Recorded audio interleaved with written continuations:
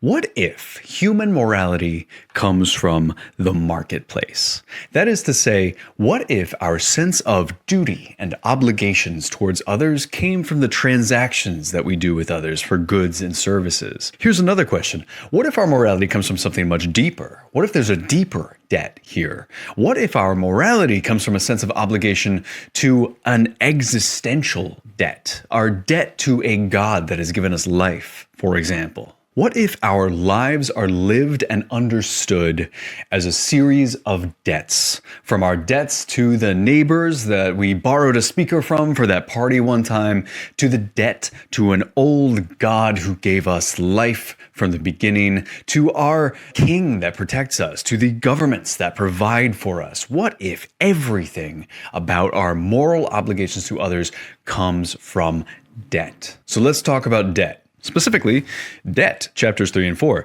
Welcome to Champagne Anarchism.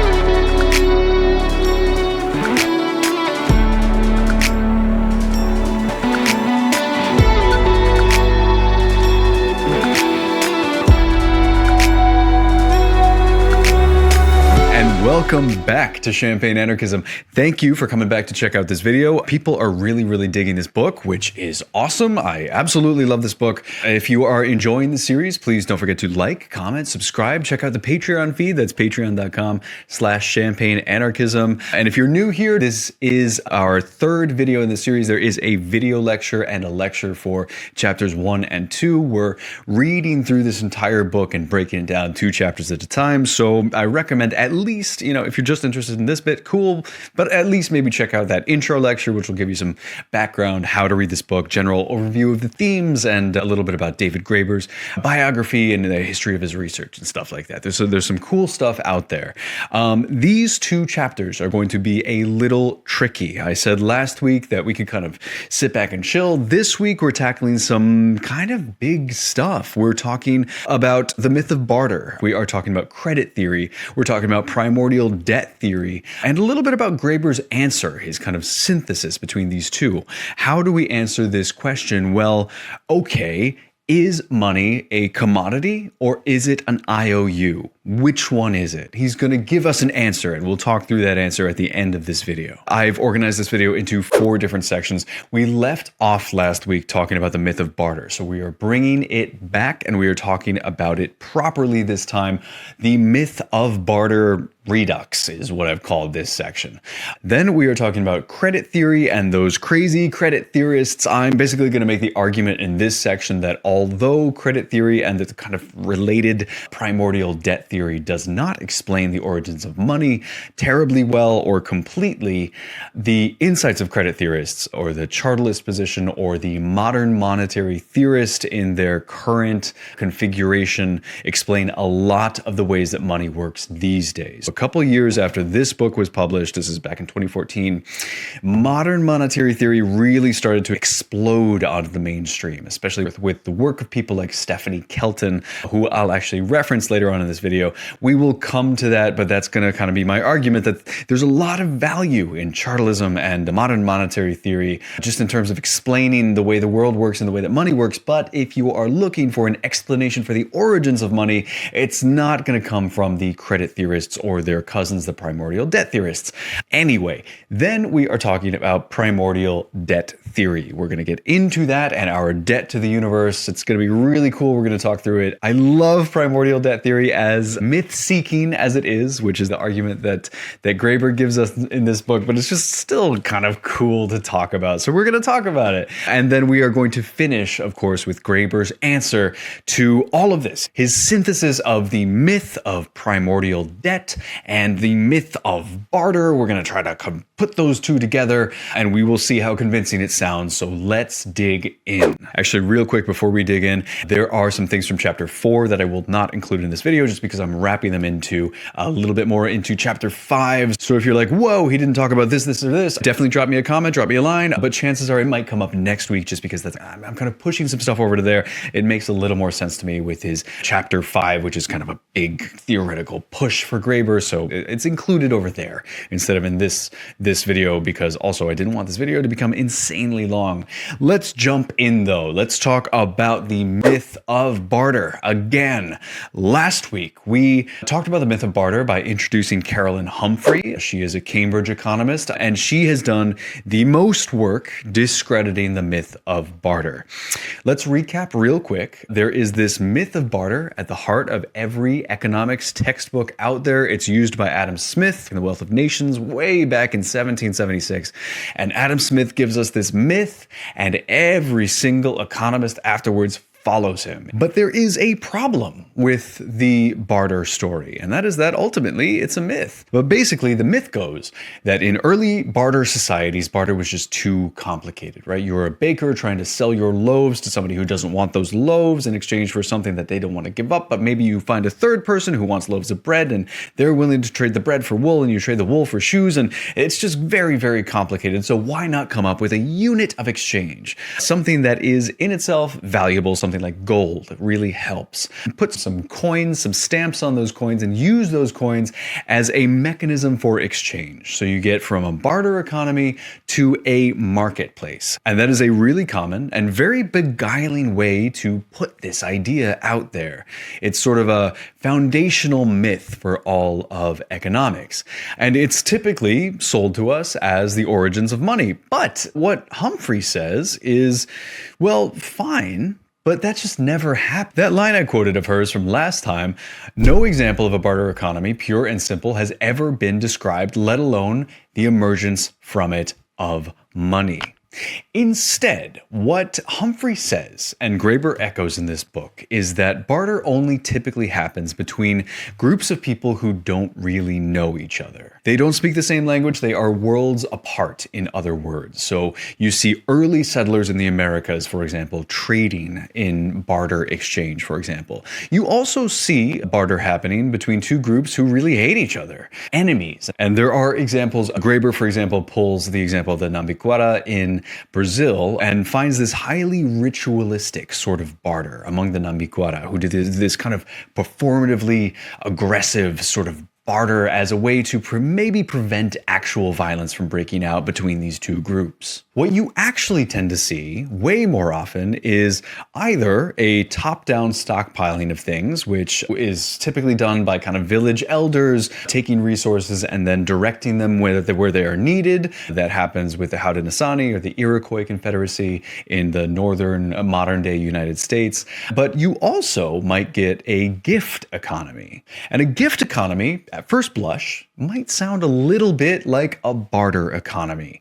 The way a gift economy works is this. Let's take the example that I used last week of the baker and the cobbler. The baker needs new shoes. Now, in the old model, pure barter exchange, the baker would take the bread over to the cobbler and offer the bread and see if they want to exchange. And if they don't want to exchange, she'll go find a shepherd with some wool and exchange the loaves of bread for wool that can then be exchanged for shoes. That is kind of the classic model of barter. In a gift economy, the baker still needs shoes.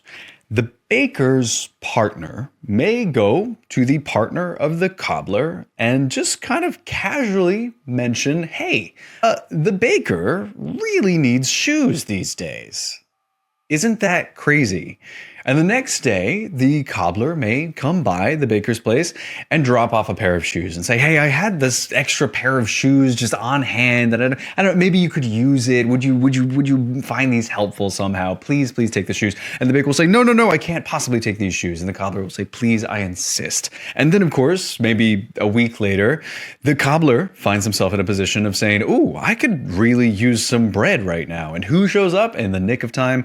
The baker, with some loaves of bread. And what you've got here in the gift economy is a complex web of human relationships that gets goods and services where they need to go based off a system of communication and negotiation. And you might well go, well, hang on, okay, but the results are the same, right? The baker got shoes and the cobbler got bread, and that ultimately looks a lot like a barter exchange.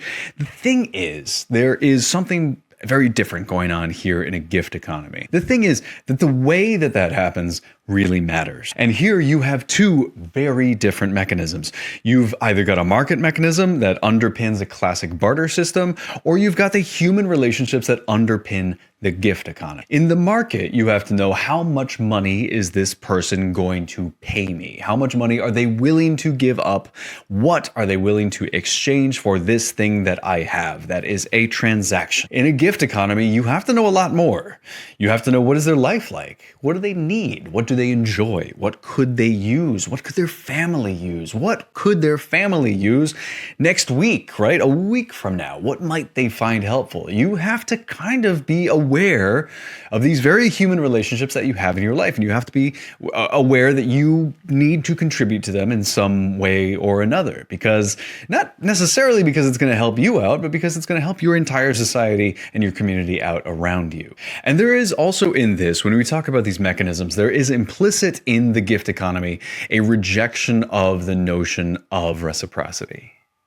We're going to talk all about reciprocity next week. But for now, just know that a barter economy depends on reciprocity. The whole barter economy runs off reciprocity. You need something back from the other person. You give and you get because you have given. In a gift economy, it doesn't really work like that. You have to kind of reject this notion of reciprocity on face, right? In a gift economy, you have to be okay with the fact that you won't be directly compensated for the thing that you're giving up. The thing that you need might come later. It might come much later. It might come from a completely different person.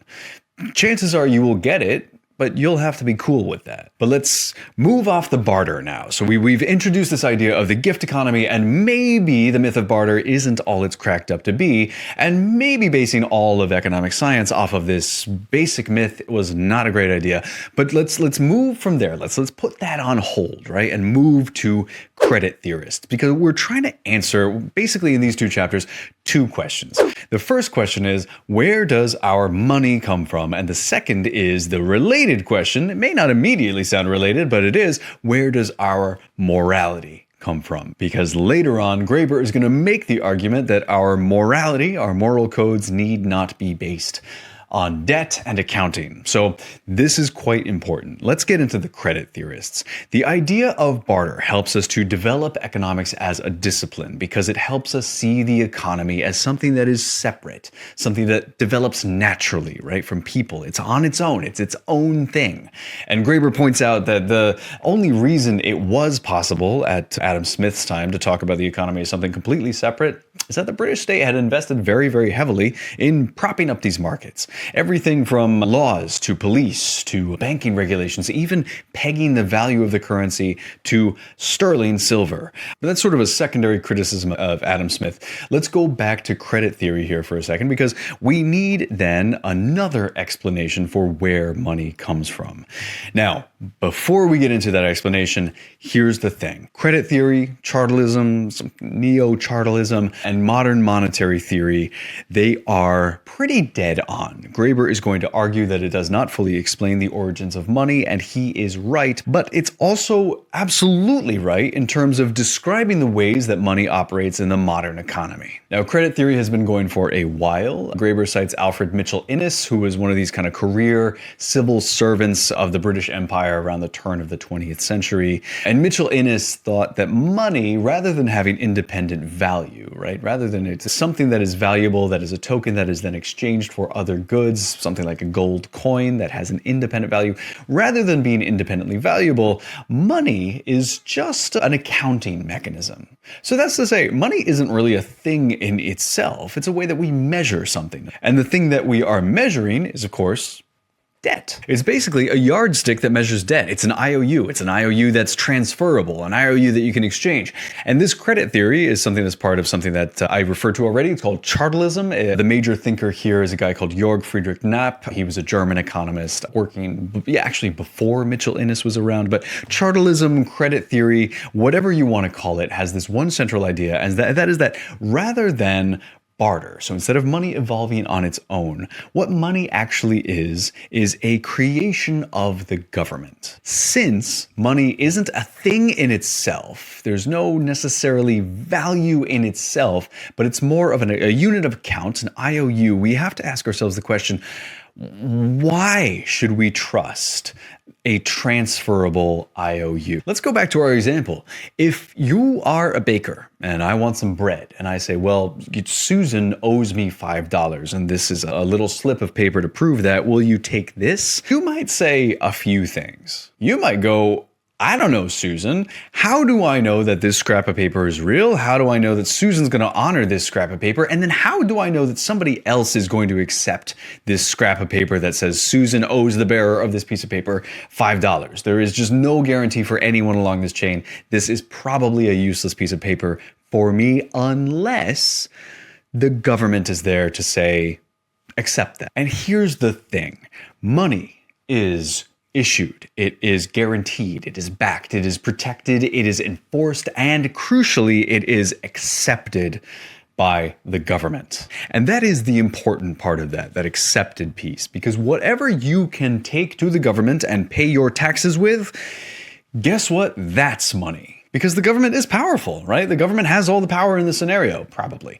And so the government can enforce the value of money. And as far as origin stories go, Graeber gives us this kind of thought experiment here of a ruler who wants to raise an army. Now, raising an army without a government-backed coin or government-backed fiat currency, some kind of paper something, is quite difficult. You have to raise the army, you have to feed, you have to clothe them, you have to entertain them, you have to provide a ton of goods and probably find some gold and silver to give it to them. And you could go and seize all of the gold and silver mines, right? If we accept that money is its own separate thing and not requiring a government guarantee, but is its own intrinsically valuable thing, you would probably expect to see governments going out and seizing all of the gold and silver mines to make sure that they just have an unlimited supply of funds. But in fact, what you often see instead is government creating a currency and taxing people with it. Now, I say often. We are going to talk about that often in just a sec. But in this hypothetical example, let's return to this. What you could do is, instead of finding all of this stuff to give to people, you could create a coin that you say has value, and you can distribute it to your army, and then you can tax that coin from the population. And what that does is it enlists the rest of the population in subsidizing the army that you have raised, presumably for their protection, but that's what you're doing. And so taxation is an incredibly powerful tool for rulers because it extends your power across an entire population that's paying you tribute in a currency that you manage and control. And that also means that if you are the sole issuer of that currency, as long as people believe in the strength of your government and the value of that currency, you have unlimited power and influence as long as you can keep being the sole producer of that currency. Now, obviously, you are limited by other things. It's not that crazy amount of power. You are limited by things like inflation. If you have gold and silver coins, you are limited quite literally by the supply of gold and silver. There are limitations to your power. However, what you have done by doing this is centralize all economic power around yourself and your government. And Graeber notes, and this is the examples that we could get into, Graeber notes that every single colonial administration has done exactly that. When the conqueror of Madagascar conquered Madagascar, he imposed a tax that was only payable in the newly created colonial currency. And by the way, if you're thinking and talking about modern mechanisms of colonization, one of the things that I get really, really obsessed with is one particular currency out there. If you live in, or if you've ever been to one of 14 countries in Western or Central Africa, you have probably seen or used a currency called the franc CFA, or the CFA franc. I'm talking places like Senegal, like Mali, Cote d'Ivoire. They tend to be francophone African countries. And what you will notice is that they all use this same currency and they do not control that currency. The franc CFA used to be the colonial currency used in these countries. It was controlled by French colonial administration. Then it was linked to the franc, which was controlled by France, obviously the French treasury. And then now it was linked to the euro. As soon as the euro came around, the franc CFA was linked to the euro, and that means that now, instead of having some degree of control over their own currencies, these 14 countries must be controlled, or their currency must be controlled by the European Central Bank. And so in none of these 14 countries do they control their own monetary policy or money supply. And that is the topic of a full other video that I would honestly be delighted to make, because it's a really, really wild story. Wait till you get to Opération Persil in the 60s, when Guinea tries to go off the CFA franc and they start printing their own currency. And so France starts printing counterfeit notes of that new currency to flood the market with, and collapses the economy, and then the government eventually falls. It is a crazy story, the story of the franc CFA.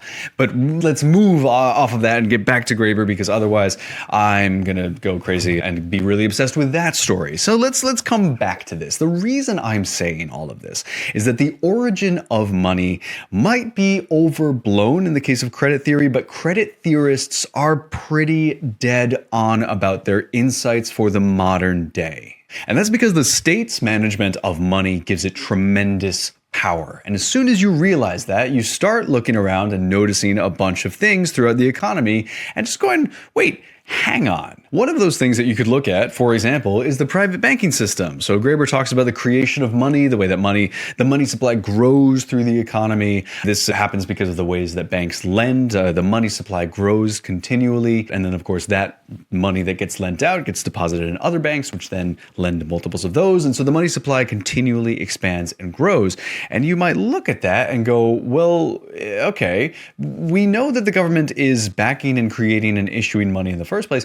Why cede banking and the expansion of the money supply to a private sector? Why do that at all? Well, we know why they do it. It's because it's tremendously profitable for bankers. But really, the state could very easily do all of those things that most retail banking does. You have a social security number, guess what? You also have a bank account. Have the state do very, very low interest loans to businesses that want to start up something. In times of recession, you could literally deposit money into those bank accounts. There's tons and tons of things that you could do with the nationalized banking system. And as soon as you look at this and the way that money works in an economy, you start to go, oh, hang on, yeah, why don't we do that? And listen, this is an anarchist channel, right? Like we're looking to dismantle the state, but if you have the state in place, it's stupid not to nationalize banking. You just look at this thing and you're like, you have all of these tools to do so much more with the power that you have centralized around this apparatus that, again, should not exist, but it does, and you do nothing with it anyway. So that's the banking sector. You could also look at just the budget of a nation. If you have monetary sovereignty, it's normally called monetary sovereignty. That is, you issue and control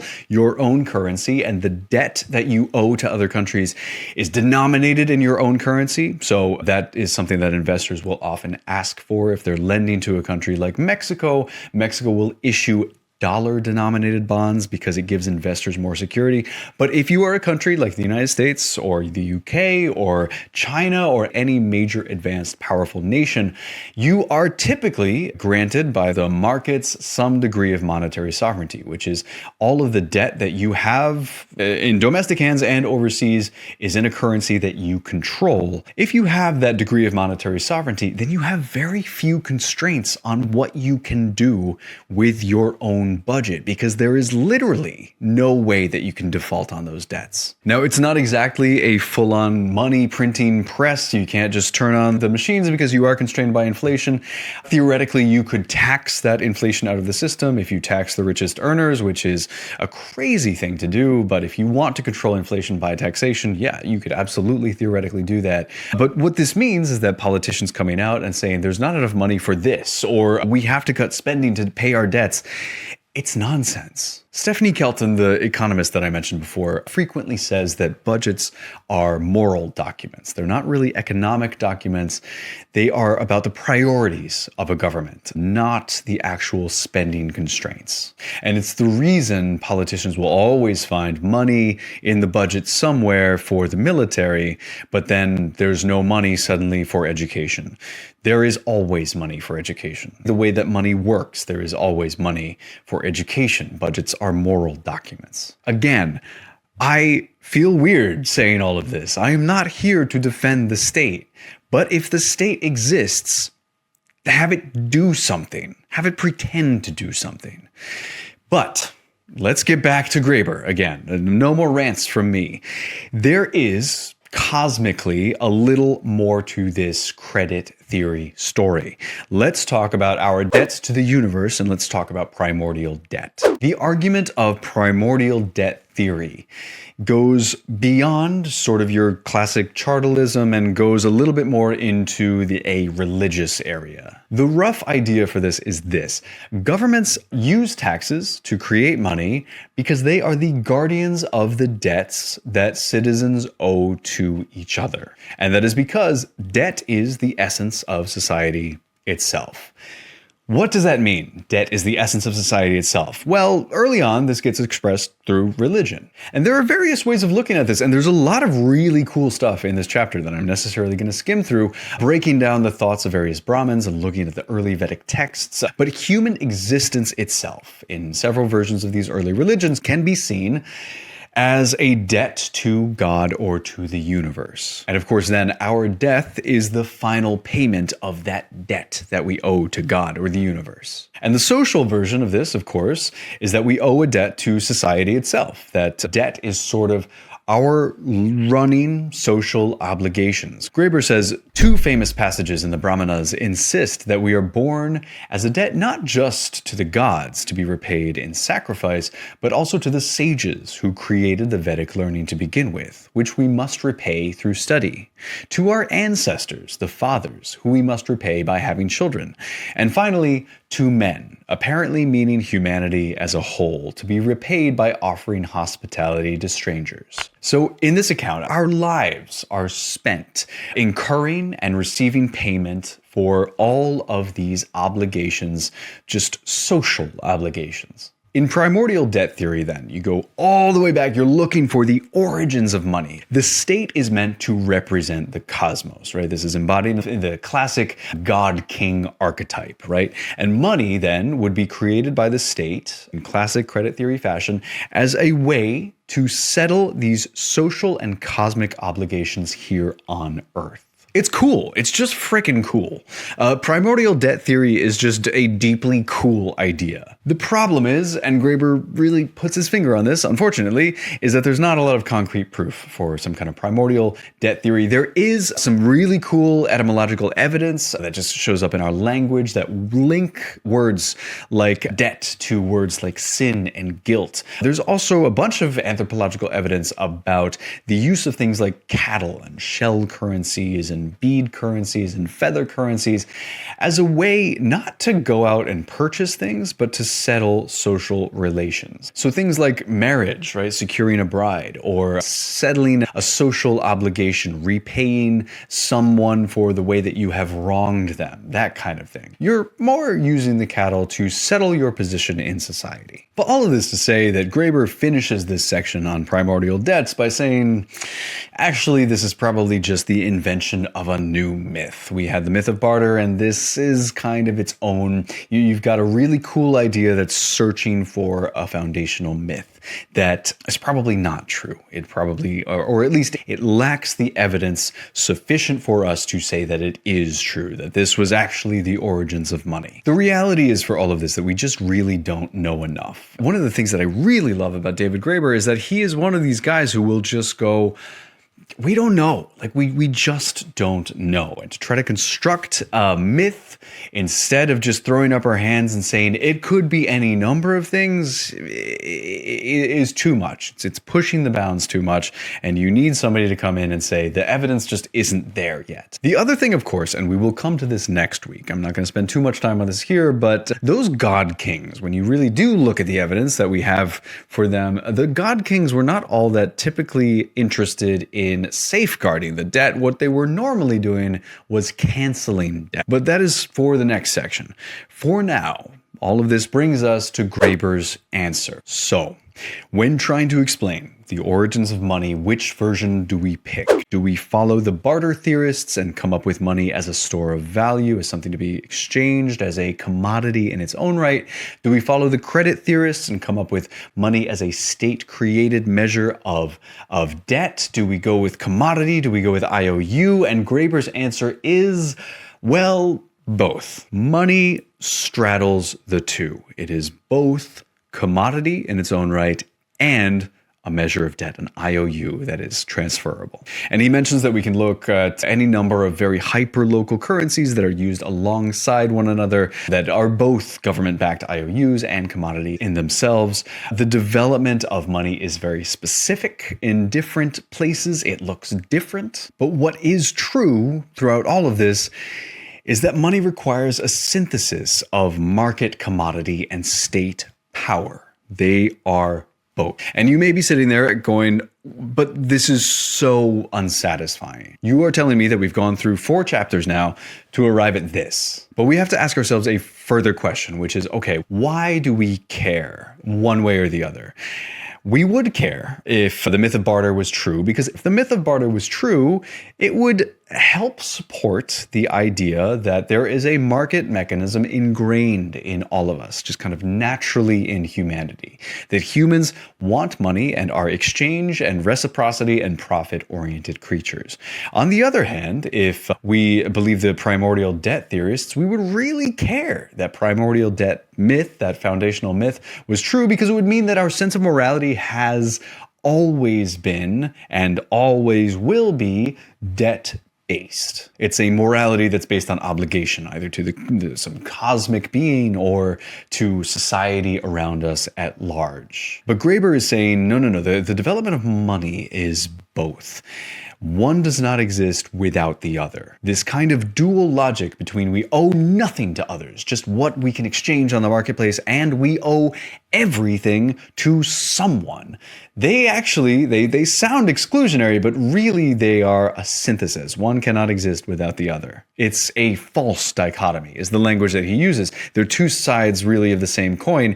And if they are two sides of the same coin, that opens up another possibility. And again, this is no longer explaining the origins of money. We're now trying to come to an understanding of humanity itself. We are now trying to understand, okay, if these are two sides of the same coin and the development of money led to our current version of morality, is there possibly a third way that we could take? And Graeber throws all of this out in a discussion of the German philosopher Friedrich Nietzsche. Nietzsche believed that all of our morality comes from our debt relations. Kind of what we've just gone through here. That buying and selling precede any form of human relationships.